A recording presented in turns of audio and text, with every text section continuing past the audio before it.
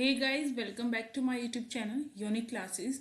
तो आज हम करेंगे एस्टेट की क्वेश्चन सीरीज और आई थिंक ये जो एस्टेट है उसमें आपकी क्वेश्चन सीरीज जो है वो आपकी ये 3rd नंबर वाला पार्ट होगा। ठीक है, तो चलिए स्टार्ट करते हैं। और जो ये आपके इसमें हम सीरीज है इसमें हम करेंगे आपके कुछ टॉप क्वेश्चंस करेंगे, जिससे हम केवल क्वेश्चन नहीं करते हैं, यहाँ पर जो टॉपिक होता है उस टॉपिक को कवर करते हुए चलते हैं। ठीक है, आपको पता होगा जिस क्वेश्चन से टॉपिक आया हुआ है उसको एक तो चलते हैं। एक तरीके से आपका एमसीक्यू टेस्ट हो सकता है, अगर आप इसका जो आंसर है वो कमेंट बॉक्स में मुझे बताएंगे तो ये आपका एमसीक्यू टेस्ट हो जाएगा। तो इस वीडियो को अगर आप एंड तक देखेंगे और अगर आपको अच्छी लगेगी तो आप लाइक कर सकते हैं, शेयर कर सकते हैं और एक कमेंट करके मुझे बता सकते हैं कि वीडियो कैसी लगी। चलिए, अब आपने जो क्वेश्चंस हैं वो स्टार्ट। चैनल का नाम आप सभी को पता होगा, नहीं पता तो बता दूं, यूनिक क्लासेस हमारे चैनल का नाम है। ठीक है, अब देखो हमारा सबसे पहले आया है कि जो निम्नलिखित में से किस राइफल के गाय और सुअर की चर्बी से ग्रीस होने की अफवाह जो है फैली हुई थी सिपाहियों में, उसकी जो खलबली जो मची हुई थी वो कौन सी थी। मतलब कौन सा जो राइफल था जिसमें के बारे में चर्बी के बारे में बताया गया था कि उससे जो है वो राइफल जो है वो तैयार होती है। यहाँ पर दे रखा है और इसका जो आंसर होगा, चलिए देखते हैं इसका आंसर क्या है। देखो यहाँ पर हमें जो है कुछ ऑप्शन दिए। पहला है एनफील्ड राइफल, दूसरा उत्पादन में गिरावट, तीसरा है मैच लॉक्स और चौथा यहाँ पर ब्राउन बेस मस्कट। तो देखो जो एनफील्ड राइफल है, आपको ये नाम ध्यान रखना है। और यही एक कारण बना था किसका, 1857 की क्रांति का जो ये कारण है ये बना था। 1857 की जो क्रांति हुई थी आपकी, उसका तत्कालिक अगर कारण कहें तो वो आपका जो था एनफील्ड राइफल थी, जिसमें ये बताया जा रहा था कि गाय है उसकी जो सुअर है उसकी जो चर्बी है उसके द्वारा जो है उसका मांस जो है, उन दोनों का मांस जो है इस राइफल के ऊपर लगा होता था। और सैनिकों को ये कहा ने जारी कर रखा था पर ये अफवाह फैली हुई थी। तो सैनिकों को ये कहा जाता था कि उन्हें क्या है अपने मुंह से छीलना पड़ेगा इस राइफल को यूज करने से पहले। तो एक तकनीक थी जिससे हम जो कर सकते थे राइफल का यूज कर सकते थे। तो इस तरीके की चीज जो है यहाँ पर आई थी। सिपाही जो है इसको लेकर बहुत ज्यादा इसकी नाराजगी जो है वो उन्होंने दिखाई थी, मंगल पांडे ने दिखाई थी। ठीक है, फिर उन्हें फांसी की सजा दे दी गई थी। उसके बाद जो है विरोध बढ़ता चला गया। ठीक, तो आपको ध्यान रखना है। तो ये गाय और सूअर की जो एनफील्ड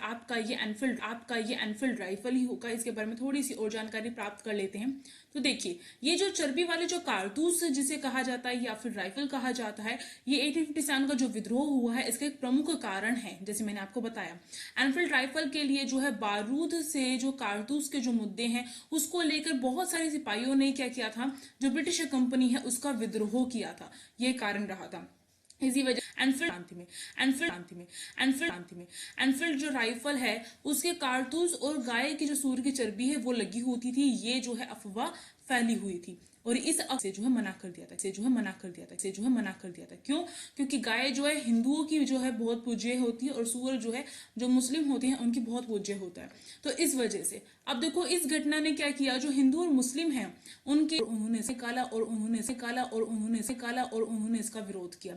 तो यही एक रीजन भी रहा है कि सबके सब पूरा का पूरा जो भारत है वो जो है एकजुट नहीं। कोई 1857 की क्रांति को कहता है कि ये पहला जो स्वतंत्रता संग्राम है वो यहीं से स्टार्ट हो गया था, कहीं ना कहीं यहीं से स्टार्ट हो गया था। और 1857 का जो ये विद्रोह हुआ था, आपको ध्यान रखना है। इसके बाद क्या हुआ, आप प्लासी का जो युद्ध है, ठीक है, जो 100 साल पहले हुआ था 1857 से पहले, तो प्लासी का जो युद्ध है या फिर जो लड़ाई हुई थी, तो आपको ध्यान रखना है इसमें क्या था। इससे स्टार्ट हुआ था ब्रिटिश जो ईस्ट इंडिया कंपनी थी, इससे प्लासी के युद्ध से पहले, प्लासी की लड़ाई से ईस्ट इंडिया कंपनी थी वो भारत में केवल क्या करने के लिए आई थी, व्यापार करने के लिए आई थी। पर जब जो है प्लासी का युद्ध हुआ, प्लासी की लड़ाई हुई, तो वहां से लेकर 1857 तक जो ब्रिटिश ईस्ट इंडिया कंपनी है उसने क्या कर दिया, राजनीतिक रूप से भी जो है जो हमारे जो हस्तक्षेप करना स्टार्ट कर दिया। ठीक है, राजनीतिक रूप से जो हस्तक्षेप है वो करना स्टार्ट कर दिया था। तो अब जो है 1857 का विद्रोह हुआ, तो इसके बाद जो है कौन ले लेता पूरा, जो ब्रिटेन की जो रानी होती है वो क्या करती है, जो क्वीन होती है ब्रिटेन की वो क्या कर लेती है, वो पूरा नेतृत्व अपने अंडर में ले लेती है। एक ये बदलाव हुआ था। दूसरा बदलाव क्या हुआ था, इसका परिणाम दूसरा क्या निकला था 1857 की क्रांति का, दूसरा ये निकला था, कई जो इसके परिणाम निकले थे, फेमस परिणाम बता रही हूँ। एक ये निकला था कि जो वो होगी, जो सेना होगी, ठीक है, जो सेना होगी उसमें अब जो है इंडियन लोग हैं उन्हें जो है कम कर दिया गया था, इंडियन लोगों को कम कर दिया गया था। तो ये बात ध्यान रखनी है कि कभी ऐसा विद्रोह दोबारा ना हो जाए इस वजह से। ठीक, अब चलो नेक्स्ट क्वेश्चन देख लेते हैं। जो ये अगला क्वेश्चन यहाँ पे पूछा गया है, भारत में, यहाँ पर डैश होगा, ठीक है। भारत में खिलाफत आंदोलन डैश में खलीफा की संस्था की रक्षा के लिए भारतीय मुसलमानों की भावनाओं से उत्पन्न हुआ था। तो भारत में जो खिलाफत आंदोलन है वो जो है कौन सी जो मतलब भारत में जो खिलाफत आंदोलन है डैश में जो खलीफा की संस्था रही है उसको लेकर मुसलमानों की जो भावना है इसमें उत्पन्न हुई थी, ये हमें बताना है। तो खिलाफत आंदोलन कहाँ से स्टार्ट हुआ था, यही चीज आपको पता होनी चाहिए, यानी कि कौन से खलीफा थे, खलीफा की कौन सी संस्था थी, कहाँ पर थी वो संस्था, ये पूछा गया हमसे क्वेश्चन। पहला ऑप्शन है पाकिस्तान, दूसरा इटली, तीसरा तुर्की और चौथा यहाँ पर अफगानिस्तान है। तो यहाँ पर हमारा ऑप्शन जो है तुर्की करेक्ट हो जाएगा। और आज मैं आप सबसे एक बात और शेयर करना चाहती हूँ। आप सभी कह रहे हैं कि जैसे मैराथन क्लास ले लो, लाइव क्लास ले लो। देखो, मैराथन क्लास का मतलब क्या होता है कि क्लास जो होगी आपकी 3 या 4 या 5 घंटे की लंबी चौड़ी क्लास होगी, ठीक है, वो मैराथन क्लास है। अब उसे मैं अपलोड कर दूं, ठीक है, अपलोड भी कर सकती हूँ, और लाइव जो है आप कह रहे हैं, पर मैं आपको एक्चुअली सही में बताऊं तो मेरे पास लाइव देने का बिल्कुल भी टाइम नहीं है। और इस वजह से मैं जो सोच रही हूँ कि आपकी जो है लंबी चौड़ी एक क्लास ऐसी ली जाए जिसमें आपके मोस्टली टॉपिक जो है कवर हो जाएं, ठीक, स्पेशली इकोनॉमिक्स के टॉपिक जो टॉपिक कवर हो जाए। तो लाइव के चक्कर में जो है मैं इसे बहुत डिले करते जा रही हूँ, क्योंकि लाइव का मेरे पास बिल्कुल टाइम नहीं है। और सही बताऊं, जब आपका एग्जाम है 3 दिसंबर, और आपका एग्जाम कब है, 4 दिसंबर के बीच में होगा, ठीक है, 3 या 4 दिसंबर को, तो उस टाइम पर तो हमारे यहाँ मेरी फैमिली फंक्शन है, तो उस वजह से तो बिल्कुल टाइम नहीं होगा, तो रिकॉर्डेड क्लास ही आएंगी। तो अगर आप कह रहे हैं कि अपलोड करने के बाद भी आप जो हैं आपको कोई दिक्कत नहीं हो, क्योंकि कमेंट बॉक्स तो उसमें भी ओपन है, आप वहां पर पूछ सकते हैं, और आपको पता है मैं हर कमेंट का आंसर आपको देती हूँ, ठीक है। तो आप वहां पर भी अपने जो क्वारीज हैं वो दे सकते हैं। और मुझे ऐसा लगता है कि जैसे मैं करवाती हूँ उससे आपके सारे डाउट्स क्लियर होते चले जाते हैं। और फिर भी डाउट रह जाता है तो आप कमेंट बॉक्स में आप जो है कमेंट करके मुझसे पूछ सकते हैं, ठीक है, फ्रीली।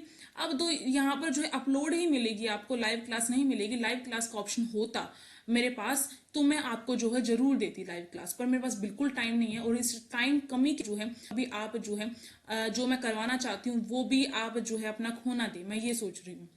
तो इसलिए अपलोडेड क्लास ही मिलेगी, और मैं पहले रिकॉर्ड करके रख लूंगी और अपलोड जो है प्रीमियर लगा दिया करूंगी, ठीक है। अब देखो यहाँ पर इसके बारे में थोड़ा इसमें जो है एक्सप्लेनेशन जो है इसकी देख लेते हैं। आप सब भी अपने जो है वो बता सकते हैं मुझे। देखो, खिलाफत आंदोलन की जो शुरुआत है वो तुर्की में हुई है, ठीक है, आपको ध्यान रखना है। खिलाफत जो संस्था है उसकी रक्षा के लिए जो भारतीय मुसलमान है उनकी भावना भी यहीं से जागी थी।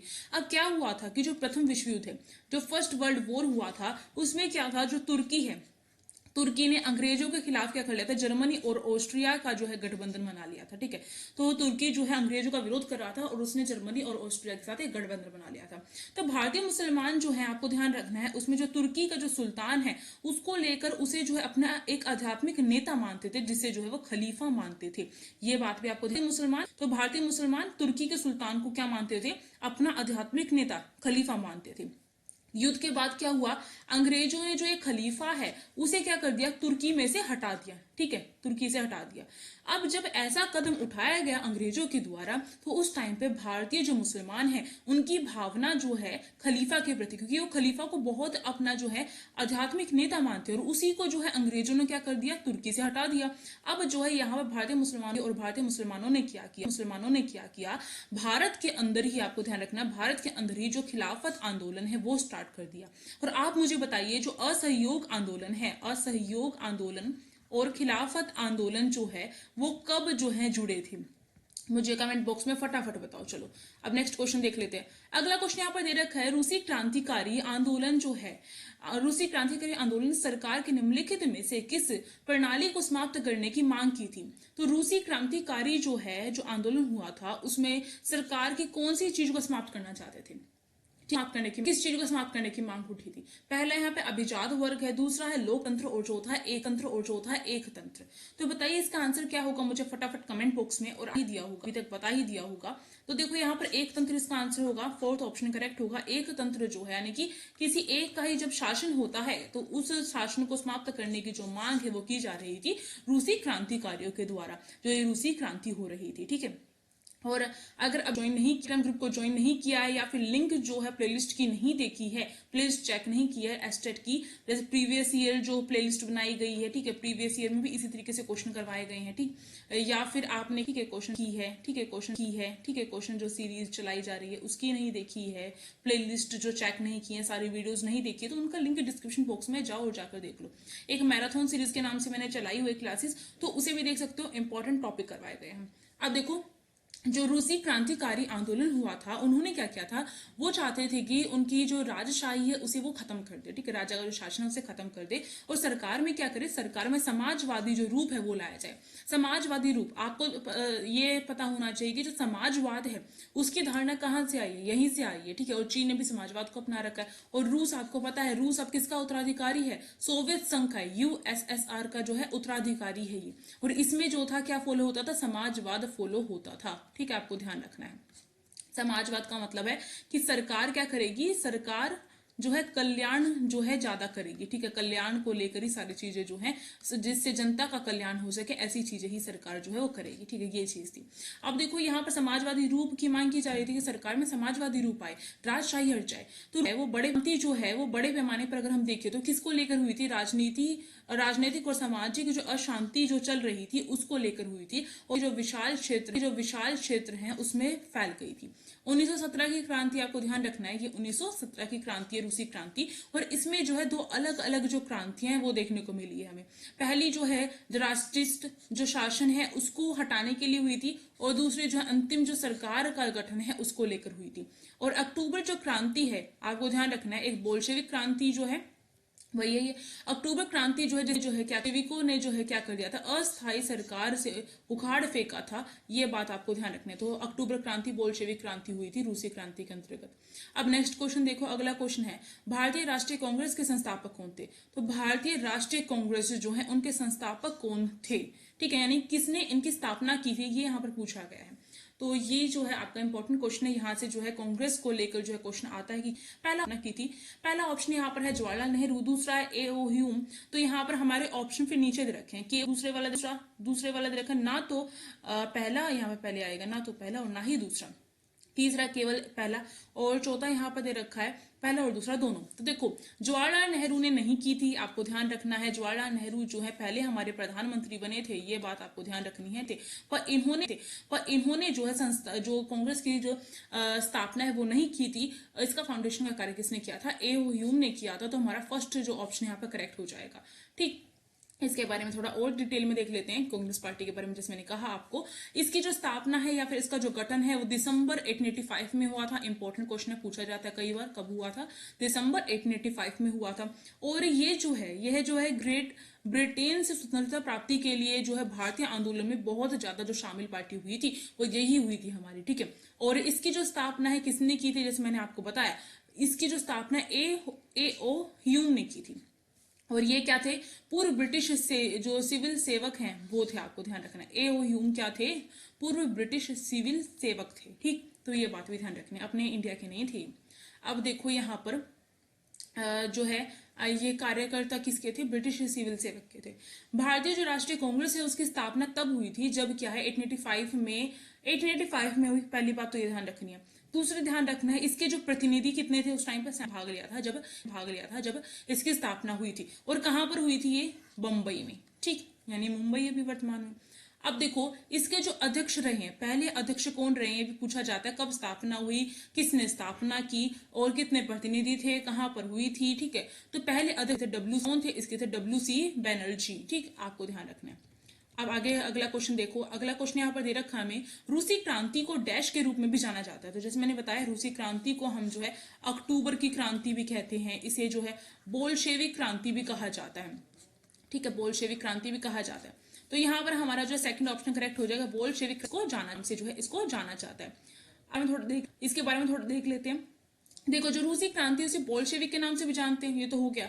अब देखो पेट्रोग्राद जो है सोवियत के मुख्य गुटों में से जो है एक बोल्शेविक जो है वो इसका समूह था पेट्रोग्राद का, ठीक है। सोवियत जो रहा है सोवियत संघ, तो उसके गुटों में से जो सोवियत रहा है, पहले पेट्रोग्राद सोवियत था, तो उसके गुटों में से बोल्शेविक जो है महत्वपूर्ण जो है समूह रहा था। और इसने क्या किया था, इसने ही इस बोल्शेविक जो पार्टी है इसका नेतृत्व है इसका किसने किया था, वालंदिर लेनिन ने किया था। बोल्शेविक पार्टी का जो है बोल्शेविक जो क्रांति है उसका नेतृत्व किसने किया था, लेनिन ने किया था। और इनका क्या मानना था, वालंदिर लेनिन का इनका मानना था कि जो नई रूसी सरकार है वो क्या मार्क्सवादी सरकार होनी चाहिए, यानी कि ज्यादा से ज्यादा जो जनता है उसका कल्याण होना चाहिए। अक्टूबर 1917 में जो लेनिन है उन्होंने बोल्शेविक क्रांति कहलाने वाले जो उसका पूर्ण नियंत्रण जो है रूस पे कर दिया था। तो ये बात ध्यान रखनी है। अब नेक्स्ट क्वेश्चन देख लो। और अच्छे से रूसी मैराथन सीरीज में मैंने कवर करवाई है, आप देख सकते हैं। या फिर आप क्या कर सकते हैं, टॉपिक का नाम डालो रूसी क्रांति, फिर डालो DSSB यूनिक क्लासेस, आपका निकल जाएगा। सर्च करो आप चैनल पर, फिर आपको मिल जाएगा। अब देखो अगला है यहाँ पर, मुख्य ग्रीन हाउस गैसों में से एक डैश है। तो ग्रीन हाउस गैसेज जो हैं, मुख्य ग्रीन हाउस गैसेज में से कौन सी एक है? पहला ऑक्सीजन, दूसरा हाइड्रोजन, तीसरा नाइट्रोजन और चौथा यहाँ पे मीथेन।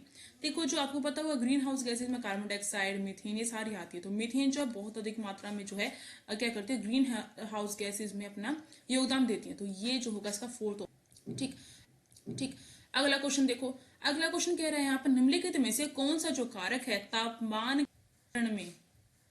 तापमान के वितरण को नियंत्रित करता है? तो कौन सा तापमान, टेम्परेचर जिसे इंग्लिश में कहा जाता है, टेम्परेचर के नियंत्रण में अपना योगदान देता है, अपना कार्य करता है, ठीक है। पहला ऊंचाई, दूसरा भूप्रकृति, तीसरा सागर की लहरें। अब यहाँ पर ये जो टॉपिक है बहुत इंपॉर्टेंट है और यहाँ घुमा फिरा के क्वेश्चन जो है घुमा फिरा के पूछ ले जाते हैं। और ये टॉपिक मतलब मुझे ऐसा लगता है कि काफी टॉपिक से डर लगता है इस टॉपिक से। तो मैं ये जो टॉपिक है आपकी जो एस्टेट करवाने की कवर करवाने की पूरी कोशिश करूंगी। काफी बड़ा टॉपिक है, इसमें हमें काफी सारी चीजें जो है जैसे वायु दाब, वायुमंडल और तापमान हो गया, पवने हो गई, वो सब कुछ इसी में कवर हो जाएगा आपका। तो मैं अभी कर रही हूँ तैयारी उसकी, जैसे APT वगैरह तैयार कर रही हूँ, तो हो सकता है आपके एस्टर से पहले कवर हो जाए। अब देखो हो क्या सकता है, कोशिश तो यही रहेगी। अब देखो तापमान, जैसे मैंने कहा मेरे पास टाइम बहुत कम है, फिर भी मैं आपके लिए रेगुलर कर रही हूँ। तापमान देखो, टेम्परेचर को लेकर आपको कुछ बातें ध्यान रखनी है। सबसे पहली बात तो आपको ध्यान रखना है कि टेम्परेचर जो होता है, जैसे जैसे आप ऊंचाई की तरफ जाते हैं, जैसे आपने देखा जो हिमालय है हमारा कहाँ पर है, ऊपर है ना, हमारा जो नक्शा है तरीके से कैसे इस तरीके से है, और यहाँ पे मैंने थोड़ा सा जो है भारत को बनाने की कोशिश की है, ठीक। तो यहाँ पर जैसे जैसे जाते हैं जितना ऊपर वहां इस साइड वहां पर क्या होती है, ठंड होती है। तो आपको ध्यान रखना है टेम्परेचर जो है ऊंचाई के साथ बढ़ता है, ठीक। एक जो इफेक्ट है ऊंचाई का भी पड़ता है टेम्परेचर पर, तो ये बात ध्यान रखनी है आपको इसमें। तो ये तो हमारे यहाँ पर करेक्ट होता है। भूमि और जल की प्रकृति, अब भूमि और जल की वजह से भी जो है टेम्परेचर पर इफेक्ट पड़ता है। अब कैसे पड़ता है मैं आपको बताती हूँ। देखो जो जल होता है, जब सूर्य निकलता है तो सूर्य जो होता है, सूर्य की रोशनी से जल जो होता है, जल जो है, क्योंकि आपको पता होगा जो जल है बहुत नीचे की जो है, बिल्कुल इस तरीके से पानी जो है गर्म होने में बहुत नीचे तक जो है पूरा गर्म होने के लिए पूरा गर्म होता है, ठीक है। तो उसे क्या लगता है, जल को जो है, वाटर जो है, उसे टाइम लगता है पानी को गर्म होने में। और भूमि जो होती है, भूमि जो है जल्दी जो है गर्म हो जाती है, ठीक है, जल्दी जो है गर्म हो जाती है जल्दी। तो ये दोनों भी जो है इफेक्ट करते हैं। अब भूमि जब गर्म होती है तो यहाँ पर वायु दाब का कॉन्सेप्ट आपको समझना पड़ेगा, तभी आपको समझाती हूँ। देखो वायु दाब क्या होता है। वायु दाब आप सबने सुना होगा, अगर आप सबने नहीं पढ़ा है तो आपको पता थोड़ा बहुत तो होगा इसके बारे में। देखो वायु दाब क्या होता है, आपको ध्यान रखना है कि जैसे कि अभी यहाँ पर बहुत बेस्ट एग्जांपल जो है एनसीईआरटी बुक में भी है आपका, और जगह भी आपको दिया जाता है। जैसे यहाँ पे मानो ये पानी जो है, यहाँ पर ये हमने जो है गैस के नीचे जो है गर्म करने के लिए रख दिया है, और पानी से आपकी ठंडी ये जो गर्म गर्म हवाएं जो है निकल रही है पानी से। अब आपको पता होगा ये जो गर्म हवाएं हैं, जब आप इसके ऊपर प्लेट रखते हैं तो इसमें क्या होती है, नमी भी होती है, ठीक है। तो नमी भी होती है, और नमी को हम क्या आर्द्रता बोलते हैं, ठीक है। तो प्लेट रखते हैं तो वो गीली हो जाती है। इसका मतलब क्या है, हमारी जो ये गर्म जो पानी है, और आप थोड़े टाइम के बाद देखेंगे पानी जो है आधा हो गया होगा इसका, जिसमें हमने जिस भी बाउल में रखा था पानी। ये हानि है, ये हवाएं जो है ऊपर की तरफ जाती है। तो इसका मतलब यहाँ से हमारा क्या कॉन्सेप्ट निकला कि जब जो पानी है वो गर्म होता है या फिर कोई भी सतह जब गर्म होती है तो जो वायु होती है वो क्या हो जाती है, वायु क्या है, ऊपर की तरफ जाती है। जो वायु होकर जो वायु होती है वो कहाँ पर जाती है, ऊपर की तरफ जाती है। ये बात आपको ध्यान रखनी है, ठीक है, ऊपर की तरफ जाती है। तो ये बात हो गई, यहाँ पर ऊपर की तरफ जाती है। जब भी वायु गर्म होगी, चाहे वो धरती की सतह हो चाहे वो जल की सतह हो, वायु गर्म होती है, वायु गर्म होती है तो वो ऊपर की तरफ जाती है गर्म होकर, ठीक है। तो ये बात समझ में आ गई। अब ठंडी वायु भी होती है, ठीक है, आकाश में ठंडी वायु भी होती है, हमारे वातावरण में ठंडी वायु भी होती है। और जहां भी गर्म वायु, मान लो ये जो सतह है आपकी, ये जो है आपकी इस तरीके से पृथ्वी है और यहाँ से वायु क्या है ऊपर की तरफ जा रही है, ठीक है। अब वायु यहाँ से जो है वायु खत्म हो गई गर्म होकर, ये मानो ये जो सतह थी ये गर्म थी और यहाँ पर वायु आई टकराई और ये गर्म थी, इस वजह से वायु जो है ऊपर की तरफ गई, ठीक है, ऊपर की तरफ चली गई। अब यहाँ पर ये जो सतह है यहाँ पर हवा जो है एकदम से खाली हो गई और यहाँ पर जो है गर्म होकर वायु ऊपर की तरफ जब चली जाती है तो जो ठंडी ठंडी वायु होती है वो क्या है, इसकी तरफ आती है और फिर से गर्म होती है, फिर से जो है ऊपर की तरफ चली जाती है और ये प्रोसेस होता रहता है। इसकी वजह से तापमान भी इफेक्ट पड़ता था। तो ये बात आपको ध्यान रखनी है, तापमान पर भी इसकी वजह से इफेक्ट पड़ता है। तो भूमि और जो जल है उसकी प्रकृति भी जो है तापमान जो है वो डिसाइड करती है। थोड़ा सा मैं सिरप कर देती हूँ। तो यहाँ मैंने जो है ये कॉन्सेप्ट आपको समझाया भूमि जल का और वायु दाब का। अब देखो यहाँ पर जो भूमि है वो गर्म होती है, जिसकी वजह से जो तापमान होता है, जिस भी क्षेत्र की भूमि गर्म होगी ज्यादा, यानी कि अगर हम ऊपर के साइड के देखें तो यहाँ पर सूर्य की किरणें लेट पहुंचती हैं। आपको पता होगा कि जो कर्क रेखा है वो भारत को बीचों बीच से लगभग बीचों बीच से काटती है। पूरा पूरा हम नहीं कह सकते, लगभग बीचों बीच से जो है कर्क रेखा जो है काटती है। और यहाँ इसकी यहाँ पर ये जो है विषुवत रेखा है जो 0 डिग्री होती है आपके, ठीक है, और ये कर्क रेखा है, ठीक है, उत्तर में होती है ना कर्क रेखा, बीचों बीच से काटती है। वो सूर्य जो होता है, जब वो सूर्य का उत्तर आयनात होता है, ठीक है, उत्तर की तरफ जब सूर्य चला जाता है हमारा, तो यहाँ पर जो है इसकी जो किरणें होती हैं सूर्य की वो बिल्कुल सीधी पड़ती हैं कर्क रेखा पर। भी गुजरतेगा जहां से भी गुजरतेगा जहां से भी गुजरतेगा जहां से भी गुजरती है। आपको पता है 8 राज्यों से हमारी कर्क रेखा गुजरती है, 8 राज्यों से, ठीक है, ये बात ध्यान रखनी है। 8 राज्यों से गुजरती है। कौन कौन से राज्य है कमेंट। तो 8 राज्यों से गुजरती है। तो ये जो कर्क रेखा है जिस भी स्थान पर ये है, ये जो स्थान है बहुत ज्यादा गर्म होगा क्योंकि यहाँ पर सीधे सूर्य की किरणों से ये प्रभावित है। तो यानी कि यहाँ इतना लगभग इतना जो क्षेत्र है वो गर्म रहेगा इसका, ठीक है, हमारे भारत का। तो ये जो यहाँ पर क्या होता है कि ये बहुत गर्म होता है, जिसकी वजह से क्या है ज्यादा होगा। पर सूर्य की किरणें यहाँ पर बहुत मुश्किल से पहुंचती हैं। जितना ऊपर की तरफ उतना जो है हमारा जितना हम ध्रुवों की तरफ जाते हैं उतना जो है हमारा जो सूर्य की किरणें है वो नहीं पहुंचती हैं, ठीक है। हमें थोड़ा सा और समझना पड़ेगा इसे। एक मिनट देखिए, थोड़ा सा हमें जो है डिटेल में समझना पड़ेगा। ये जो हमारा ध्रुव वगैरह है, जो स्टार्टिंग में भी कर रहा है बच्चा उसे भी अच्छे से समझ में आना चाहिए। तो देखो ये हमारे एक तरीके से पृथ्वी समझो, ठीक है। और आपको पता है कि ये जो है हमारे बीचों बीच से विषुवत रेखा जाती है और ये जो है हमारा क्या है, ये कर्क रेखा है। और मान लो तो यहाँ पर मान लो ये कुछ इस तरीके से ये इंडिया है, ठीक है, इस तरीके से समझ लो, मैंने बस बना दिया। और ठीक है, और यहाँ पर जो है ये हमारी जो है मकर रेखा है, ध्रुव है, क्या है, ये ध्रुव है, ठीक है, ध्रुव। और इस तरीके से यहाँ पर भी क्या है, ये ध्रुव है, ठीक है। तो जैसे मैंने आपको बता रखा है जो सूर्य की किरणें हैं, जब वो उत्तर की तरफ जब सूर्य चला जाएगा तो सीधी पड़ेंगी सूर्य की किरणें, ठीक है, मकर रेखा पर। ये स्थान बहुत ध्रुवों पे जो है सूर्य की किरणें बहुत लेट पहुंचती है और ऊपर ध्रुवों पे जाएंगे बिल्कुल लास्ट पॉइंट वहां पर तो सूर्य की किरणें पहुंचती नहीं है, ठंड रहती है इस वजह से।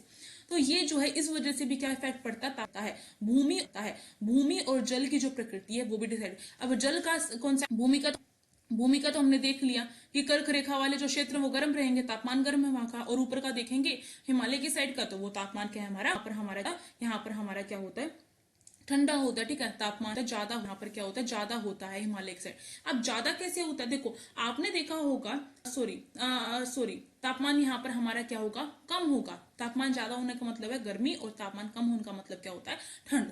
तो ये बात हो गई हमारी। अब जल, जल देखो जैसे मैंने कहा, जल जो होता है सूर्य किरण से जो होता है बहुत लेट जो होता है, बहुत लेट गर्म होता है। पर लेट गर्म होता है तो लेट ठंडा भी होता है, ये बात भी आपको ध्यान रखनी है। बहुत लंबे टाइम तक गर्म रहता है, फिर वो गर्म रहता है, रात को भी गर्म रहता है। तो जो सूर्य से जो गर्म जो जल है, वहां से जो भी हवा आएगी, जैसे महासागर, आपको पता है यहाँ पर हमारा जो है अरब सागर है, ठीक है, ये अरब हो गया, ये बे ऑफ बंगाल हो गया इस साइड, और यहाँ सागर है, ठीक है, ये भी पता कर, ठीक है, ये भी पता है आपको। तो यहाँ से जो हमारी हवाएं होती है वो बट जाती हैं इस तरीके से, इस तरीके से यहाँ पर। और ये जो है यहाँ पर अपने साथ क्या नमी भी लेकर जाती हैं, ठीक है, इस वजह से बारिश भी होती है हमारे जो इंडिया है उसमें, ठीक है, नमी लेके जाती हैं जो समुद्र होता है उनसे। और इस वजह से जो तापमान होता है नीचे के क्षेत्रों का क्या होता है, कम होता है। और जितना ऊपर जाएंगे उतना तापमान आपका बढ़ता चला जाएगा, क्योंकि जो बारिश होती है वो यहीं यहीं कहीं कर देती है वो बारिश, ठीक है। तो ये कॉन्सेप्ट पूरा आप जब समझेंगे, जब आपको पता चलेगा। सागर की लहरें वही कॉन्सेप्ट हो जाएगा, जलवायु कॉन्सेप्ट। देखो आगे चलते हैं, और अब इसे थोड़ा सा जो है, थोड़ा सा यहाँ पर जो है इसे और समझ लेते हैं आगे चल के। हैं वो कौन कौन से हैं, वो कौन कौन से हैं, वो कौन कौन से हैं, वो कौन कौन से हैं आपके, जैसे अक्षांश, अक्षांश जैसे यही वाला कॉन्सेप्ट हो जाएगा कि आपकी जो ये पूरी पूरी जो पृथ्वी है, और इस पे जो है ये 0 डिग्री पे आपकी रेखा होती है, ये आपकी जो मकर रेखा, और ये जो है सॉरी, ये जो है आपकी कर्क रेखा है, और ये आपकी मकर रेखा है। और ये मानो सूर्य की किरणें जो होती है जब दक्षिण में जब सूर्य चला जाता है तो सीधी लंबवत इस पे पड़ती है, मतलब सीधी पड़ती है, तो यहाँ पर गर्मी ज्यादा होती है, और इस वजह से जो तापमान है वो क्या होगा, यहाँ का गर्म होगा, ठीक। और जो ध्रुव होते हैं, ध्रुवों के पास जो है सूर्य नहीं पहुंचता है, इस वजह से यहाँ के तापमान क्या है, गर्म, यहाँ पे जो है बिल्कुल जो है यहाँ पे तापमान जो है ठंडा रहता है। तो ये कॉन्सेप्ट हो गया। ऊंचाई भी जैसे हमने देखा, हिमालय जो ऊंचाई के क्षेत्र पर, इस वजह से वहां पर जो तापमान है वो हमारा ठंडा रहता है। अब देखो समुद्र और भूमि जो विपरीत है, समुद्र और भूमि का मैंने कॉन्सेप्ट ऊपर बता ही दिया। समुद्र की लहरें भी हो गए ऐसे, वनस्पति कवर। अब देखो जो वनस्पतियां होती हैं वो भी जो है इफेक्ट डालती हैं, ठीक है, उस वजह से जो पवने होती हैं उसका कॉन्सेप्ट होता है इसमें, बहुत सारी चीजें। और हिमालय वगैरह है जो भी, वो भी इफेक्ट डालते हैं। जैसे कि आपको पता होगा हमारा जो भारत है, इस तरीके से कैसे बनाऊं भारत, कई बार मुझसे बिल्कुल ठीक एग्जैक्ट बन जाता है भारत, और कई बार जो है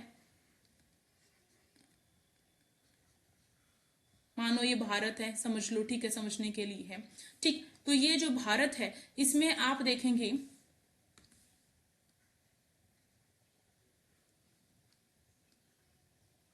मानो ये भारत है, ठीक है, देख लो।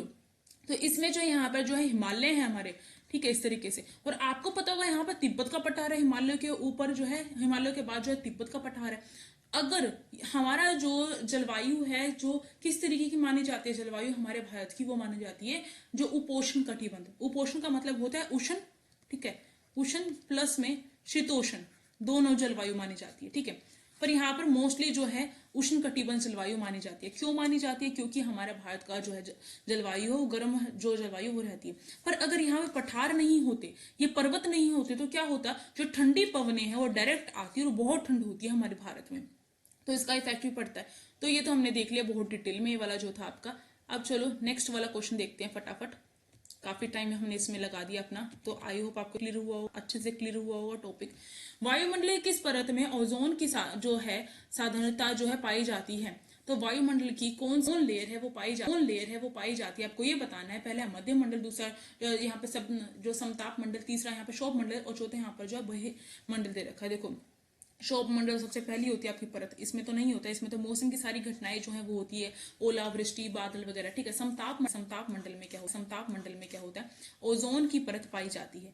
तो यहाँ पर हमारा सेकंड वाला जो है करेक्ट हो जाएगा। एक और चीज यहाँ पर मैंने आपको बता रखी है कि क्या चीज होती है, घटनाएं नहीं होती, एक और चीज है, इंपॉर्टेंट चीज है, आपको मुझे कमेंट बॉक्स में बताना है, ठीक है। और कमेंट करा करो, जो क्वेश्चन पूछा जाए उसकी कमेंट आप करा करो, ठीक है।